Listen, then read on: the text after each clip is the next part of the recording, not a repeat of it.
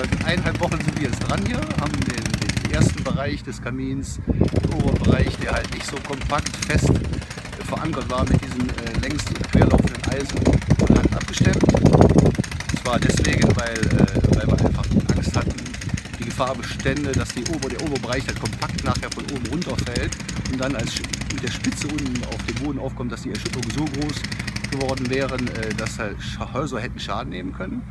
Und das haben die jetzt 1,5 Wochen gemacht. Und heute Morgen haben die angefangen, halt den wie einen Baum von einer Seite wegzustemmen, also einen Keil reinzutreiben in die Fallrichtung. Und jetzt gleich wird angefangen, von der anderen Seite halt Eisenkeile reinzutreiben von der gegenseitigen Fallrichtung, um den praktisch dann von da aus dann ja, hoch zu hebeln und dann in die Richtung fallen zu lassen. Und das ist eigentlich das, was jetzt gemacht wird.